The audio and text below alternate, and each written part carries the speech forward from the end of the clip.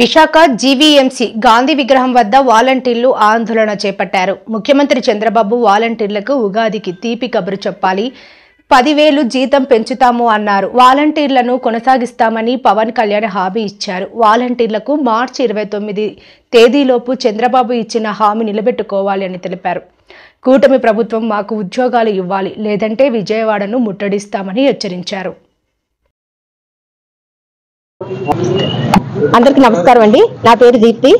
నేను volunteer union లీడర్ని.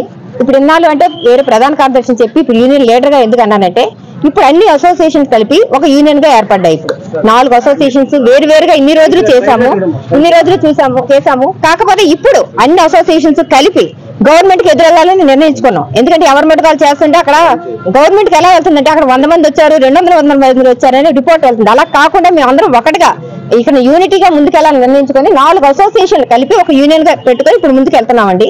అది ఇప్పుడు ఏమీ లేదండి. నేను 3 రోజుల క్రితం పర్మిషన్ తీసుకొని ఇప్పుడు ఈ ధర్నా ఏర్పాటు చేశాను. కానీ ఈ రోజు ఇక్కడ 100 మంది పోలీసులు వచ్చారు. అంటే మిగతా అందరికి పర్మిషన్ ఇచ్చారు, వాళ్ళు పర్మిషన్ ఇవ్వడానికి ఉంది. మేము ఏదో వేరు జిల్లా నుంచి కొంతమంది వచ్చారన్న కారణంతో మా పర్మిషన్ ఆపడానికి ఇంతమందిని కూర్చోబెట్టి ఇంతవరకు ఎండలో ఉంచారు. అంటే ఇస్తుంది 5,000 జీతమే కదా, ఏదో 5 లక్షల జీతాలు కావు కదా. 5 లక్షల జీతాలు ఇచ్చారు, రోడ్లు ఎక్కారు, మేము ఇవ్వాలి అని బాధపడడానికైనా గవర్నమెంట్. ఒకప్పుడు జగన్మోహన్ రెడ్డి గారు ఎంతో నిజంగా 2,50,000 మందికి జాబ్స్ ఇస్తామని రాగానే ఫస్ట్ ఇచ్చిన జాబ్స్ వాలంటరీ జాబ్స్ అండి. ఈ జాబ్స్ కాదు, మేము తీసుకుంది గౌరవ వేతనమే పని అన్నట్టు. కానీ ఆ 5,000తో మా ఊర్లో అంటే మేము ఉంటున్న ఏరియాలో మాకు వాల్యూ చాలా బాగా పెరిగిందండి. ఒకప్పుడు మేము ఎవరో తెలియదు మా ఏరియాలో. అలాంటి ఈ రోజు ప్రతి ఒక్కరికి వాలంటీర్ అంటే వారికి ఏ కష్టం వచ్చినా వాలంటీర్కే ఫోన్ చేస్తారు. ఇప్పటికే సచివాలయం సిబ్బంది ఫోన్ చేసినా అమ్మాళ్ళకి ఇవ్వాల ఓటీపీ అని అడిగే స్థితిలో ఉన్నారు. అంటే ఇదంతా మాకు జగన్మోహన్ రెడ్డి గారు పెట్టిన ఇది.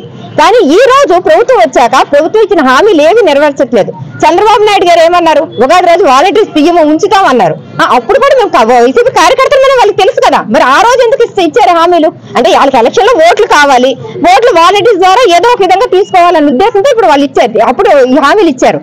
రెన్యువల్ లేదు అంటున్నారు. రెన్యువల్ జీవో ఇవ్వలేరండి. ఒక గవర్నమెంట్ జీవో తేలేదా? ఏం జగన్మోహన్ రెడ్డి గారు 2,60,000 మంది వాలంటీర్లకి జీవో తెచ్చి జాబ్స్ ఇచ్చినప్పుడు వచ్చిన ప్రభుత్వం రెన్యువల్ జీవో తీసుకురాలేదా? 10,000 శాలరీ పెంచుతానన్నప్పుడు 10,000 పెంచాలంటే కొత్త జీవో కావాలి ఖచ్చితంగా. మరి ఆ జీవో తీసుకొచ్చా కదా ఏదైనా చేయాలి. అలాంటిది ఇప్పుడు 2,60,000 మంది రోడ్డును పడిపోయాం. అవి ఎవరు? పవన్ కళ్యాణ్ గారు మహిళలు అంటే చాలా ఏంటంటే మహిళలు గౌరవిస్తాం, మహిళల్ని ఎక్కడ కూడా ఇబ్బంది పెట్టమన్నారు. ఈ రోజు ఇక్కడ ఉన్న వాళ్ళందరూ మహిళలేనండి. 1,00,000 మంది దాటి మహిళలుగా ఉన్నాం. మరి ఈ రోజు మహిళలు పరిస్థితి రోడ్డు ఎక్కితే ఒక్క రోజు ఒక మాట కూడా తిరిగి మాట్లాడలేదు. చంద్రబాబు నాయుడు గారు పదవి ఎక్కా కానీ ఈ రోజు గురించి ఎవరి గురించి మాట్లాడలేదండి. ఏ పదవులు కూడా చేయలేమని చెప్పి అన్నట్టు కూర్చొని ఉన్నారు. మరి హామీలు ఎందుకు ఇవ్వాలండి? మేనిఫెస్టో ఎందుకు రిలీజ్ చేయాలి? అంత చేయలేనప్పుడు ఎలక్షన్లో పోటీ చేయడం మానేమనండి. నిజంగా పోటీ చేయడం మానేస్తే వేరే ప్రభుత్వం వస్తుంది, అందరికీ న్యాయం చేస్తుంది. ఉన్న ఉద్యోగాలు పీకేసి 20 లక్షల ఉద్యోగాలు ఇస్తాము, 30 లక్షలు ఎందుకండి అవి? నిరుద్యోగం నిరుద్యోగ భృతి ఒకటి ఇస్తున్నారు, అవేమి మాకు వద్దండి. మాకు ఆ నిరుద్యోగ భృతి 3,000 కూడా మాకు వద్దు, అందరూ అన్నట్టు మాకు వద్దు.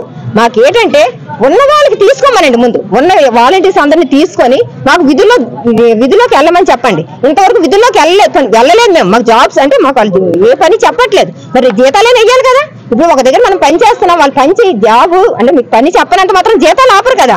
వాళ్ళు పని ఉన్నప్పుడు పని చెప్తారు, లేకపోతే తీసామని చెప్పి మీకు తీసామని ఖచ్చితంగా చెప్పగలగాలి. అదే చెప్పలేరు. ఎందుకంటే చెప్తే అందరూ వచ్చి అక్కడ చంద్రబాబు నాయుడు గారు ముట్టడిస్తారని ఆ మాట చెప్పరు, నాలుస్తూ కూర్చున్నారు. ఈసారి ఒక నిర్ణయం తీసుకొని మా అందరికి ఉద్యోగాలు విధుల్లోకి తీసుకొని 2,60,000 మందిని కూడా మా జీతాలు మాకు ఇవ్వాల్సిన జీతాలు మాకు పేమెంట్ చేసేస్తే మేము మా ఉద్యోగాలకు మేము వెళ్తాం, ఎటువంటి ఇబ్బంది పెట్టాం. కానీ ఇదే ఇలా జరిగితే మాత్రం అఖిలపక్షంగా ఏర్పడ్డామండి. ఇంకా విజయవాడ అయితే ముట్టడి చేస్తామండి. అదైతే ఎట్టి పరిస్థితి మానం.